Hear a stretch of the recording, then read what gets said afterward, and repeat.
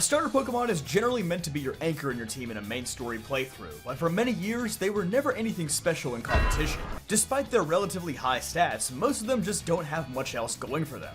But about 10 years ago, everything started to change, and Game Freak began turning starter Pokemon into competitive menaces. So good morning everybody, good morning, it's GPR, and these are the starter Pokemon that Game Freak broke.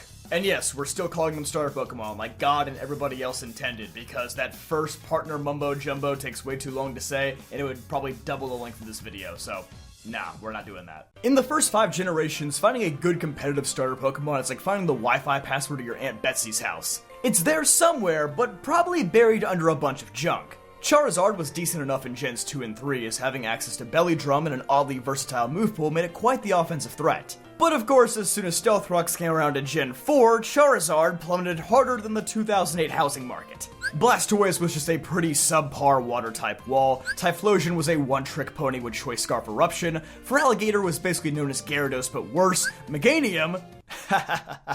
Meganium. Sceptile wasn't able to keep up the increasing crowd of good special attackers and better Leech Seed stallers like Whimsicott, and was pretty much one of the few Pokemon who got screwed by the physical special split, and Swampert was actually pretty good, mostly just for being a water-ground type, a combination that pretty much never goes out of style. But Gen 4 is where you could really start seeing an effort on Game Freak's part to start making starters a bit better. Empoleon may not look impressive on paper, but its amazing water-steel typing kept this Pokemon relevant for quite some time. As a matter of fact, Empoleon won the second World Championships in 2009, where its bulky presence in tandem with useful moves like Surf and Icy Wind that hit 2 opponents at once proved to be extremely powerful. In VGC 2010, Infernape would nearly join Empoleon at the peak, but came up just shy of the crown with a second place finish. It was definitely a niche pick, as it was the only Infernape in all of top 8, but just making it that far alone is quite the statement. And as for Torterra... okay, he definitely didn't see nearly the competitive usage of the other two in both singles and VGC, but hey, he's a cool turtle dude with a tree on his back. Let's celebrate the small victories. Gen 5 would make more sweeping changes though, with the introduction of a radical new concept, Hidden Abilities. Hidden Abilities gave several Pokemon a second shot at competitive life, especially starter Pokemon who had always traditionally only had one ability. And with the exception of Ash's and Infernape's Blaze in the anime, not very good ones at that. So now that they can have any ability at all, they broke the game by giving Meganium Leaf Guard. Oh my god, they actually made it worse. I'm sorry Meganium bros, I don't mean to dunk on your boy like this, but he's making it a little too easy. But most others were pretty big winners. Venusaur's hidden ability was so good it basically single-handedly got the combination of Drought and Chlorophyll banned in competitive singles in Gen 5. As it would double to a monstrous base 160 speed in the sun, and it could use growth to gain +2 special attack in sunlight, making Venusaur one of the most lethal Pokemon in competitive Gen 5 for a minute. Feraligatr received Sheer Force, which finally gave this Pokemon the nasty damage output that it was looking for. Because although it's built like a physical attacker, base 105 attack was already starting to go out of style a bit. But the biggest winner of all was Blaziken. Receiving the hidden ability of Speed Boost, Blaziken would be the first starter Pokemon banned to the Ubers tier. An exclusive league where the likes of Mewtwo and most box legendaries are banished to keep the balance of the game intact. It's like how LeBron isn't allowed to come back and get a degree so he can play in college basketball. Actually, could he do that? I don't know, but I'm just assuming that he can.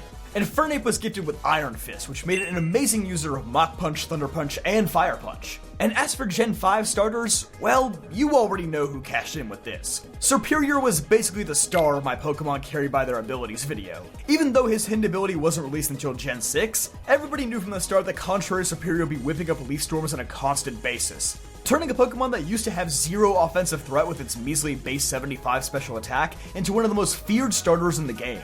Emboar also received a slight buff with Reckless boosting the power of its recoil moves, but not enough to make him that good.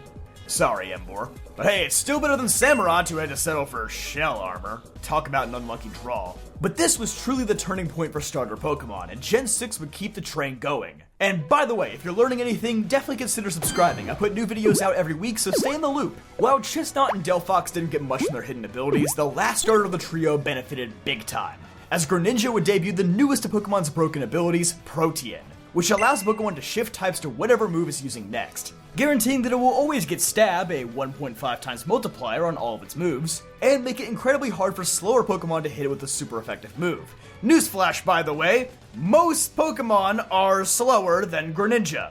Which I suppose I should also mention, this is the gen where starter Pokemon finally ditched the trope of having pretty middling, well-rounded stats. While that may sound good, in reality it kinda sucks because it means you don't specialize in any particular role. Look at the stats of any Gen 1 or Gen 2 starter and compare them to a Gen 6 starter and you'll see what I mean. Greninja and Delphox were very consciously designed as glass cannons, while Chestnut is very clearly a physical wall. Looking at the older starters, it's a bit harder to tell exactly what they're supposed to do, and that's why a lot of them haven't aged so well.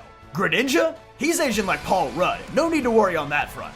Okay, maybe slight need to worry, he did get nerfed this gen, like, a lot. But prior to that, Greninja and his powered up form both spent their days at the top of the tier list. Beyond stats and abilities, Gen 6 also revisited an idea that had been shelved since Gen 3. Starter Pokemon's signature moves. And while the Gen 6 starters are mostly disappointing in this department, except Water Shuriken to a degree, this would set the stage for signature moves to become the norm moving forward, and trust me, they'll get a lot more influential as we go. Of course, the introduction of Mega Evolutions in this gen went a long way to make underwhelming starters extremely powerful. Mega Charizard Y was the first starter to contend for a Worlds title since Infernape in 2010. I mean, he did lose to a Pachirisu team though, so maybe just fast forward through that clip real fast. And on the single side, Mega Blaziken was an unnecessary upgrade to a Pokemon that really didn't need one. And Mega Swampert also became one of the scariest Pokemon in OU for a time, basically being an upgraded version of Gen 5 Venusaur with Swift Swim and 150 base attack. And with Kartana, Serperior, and Tapu Bulu being the only offensive grass types in the tier, taking this thing out was no easy task. In Gen 7, although the singles side of things would calm down with none of the new starters being particularly competitive, in VGC they gave birth to arguably the scariest monster of all time. Incineroar jump scare! Oh, wait, you already knew that was coming, didn't you? For any of my Patrick stars out there living under rocks, Incineroar rose to dominance in VGC 2018 with the release of its hidden ability, Intimidate. Intimidate is already a fantastic ability in singles, but with it lowering both opponents' attack stats in doubles, it's invaluable in the VGC format. And with the added tools of Fake Out, Parting Shot, Knockoff, Will-O-Wisp, this thing is a VGC Swiss army knife. It's got everything you could possibly need. Which is why this dumb wrestler cat has dominated the meta for the better part, or worst part, of the last 6 years. A streak that is nearly unmatched by anything not named Landorus Therian. And somehow, this Pokemon keeps getting buffed with new moves every generation. He can't keep getting away with this! And again, it's actually kind of funny because Incineroar is like, just okay in singles, it's nothing terrifying, but doubles? Oh my goodness, it's like they meant to break the game! Gen 8 would not have one, but two standout starter Pokemon in the forms of Rillaboom and Cinderace. Sorry, Inteleon fam, I'm disappointed in our Sniper Buddy too. Cinderace was certainly more of a singles threat, with Libero effectively just making it the physical attacking version of Greninja. It became only the third starter to do some time in Uber's jail, behind Blaziken and Greninja. And although Cinderace did suffer a slight nerf in Gen 9 thanks to its ability being toned down, it's still an incredibly good Pokemon. As for Rillaboom, this is maybe the only starter that somewhat holds a candle to Incineroar right now in VGC. Hey, I said somewhat, and by that I mean not very much. Grassy Surge and Grassy Glide is just too powerful of a combo for most players to pass up, even with the nerfs. This is a prime example of hidden abilities making all the difference. Cinderace and Rillaboom each dominated at least one sector of competition, while Inteleon was left behind purely because, well, Sniper just isn't that good of an ability. And when Dynamax was still around, Gmax Charizard was still in the running too, as it appeared on 3 of the top 8 trainers teams in Worlds 2022. I mean, Incineroar appeared on 7 out of 8, but it's something, I guess. But honestly, it wasn't just Charizard. All 3 of the Kanto Gmax forms were actually really good, as they all shared the same effect of doing residual damage at the end of every turn to both opponents' Pokemon. And with many VGC matches turning into Protect and Fake Out grinds, this extra damage racks up quickly. Ironically, despite being the most used of the 3, Charizard was the one who didn't take home a trophy that year. Gmax Venusaur and Gmax Blastoise were both the keys to the teams that won the Junior and Master divisions that year, but Charizard was the one who just missed out on greatness in the Masters division. Just like it did with its Mega Evolution in 2014. But hey, I guess it goes to show that if enough Gen 1 fan service comes your way, you'll eventually be pretty good. Gen 9 is really the first gen where, at least on the singles side, all 3 starters are actually quite good. Mostly because they all have really busted signature moves, really good stat distributions, and really good hidden abilities. Meowscarada sets off nukes with Flower Trick and can also change types like Greninja and Cinderace. Dear Lord, why does this keep happening? It's also one of the very few Pokemon capable of checking Dondozo with its immense defense stat, who dominated the early stages of Gen 9 on both sides of the meta. Skeledirge is a nearly indomitable wall with a combination of Will-O-Wisp, Slack Off, and Unaware, and Torch Song makes it so that you can't win a stall war against this killer Croc. And Quaquaval can quickly turn into a bulldozer with a combination of Aqua Step and Moxie. But like in Gen 8, the new starters have been somewhat overshadowed by old favorites getting much better. And no, for once, it's not Charizard. Hisuian Samurott has proven to be an absolute menace in singles with the advent of its new ability Sharpness, and Terastallization has maybe benefited Serperior more than any other starter Pokemon. After Hidden Power was taken out of the game in Gen 8, many questioned just how good Serperior would be when it returned in Gen 9 with its relatively shallow move pool. But with Terra Blast, usually of the fire or ground variant for the best coverage, Serperior is just as good as it was when it was last seen in Gen 7. Furthermore, Serperior is one of the few Pokemon that can effectively use the Stellar Terra type. A drawback of Stellar Terra Blast is that it lowers the user's attack and special attack at the cost of higher base power than normal. But guess who that doesn't apply to? With Serperior's contrary, that's a free boost. Stellar still isn't a popular option for this Pokemon despite that, but it's an option nonetheless. But Serperior is more of an example of a Pokemon that just hit the circumstances of the game lottery this generation, as other modern starter Pokemon have been made better in much more intentional ways. More often than not, the difference maker has been these hidden abilities. If any of these Pokemon were stuck with Overgrow, Blaze, or Torrent like the starters of old, they probably wouldn't be much better.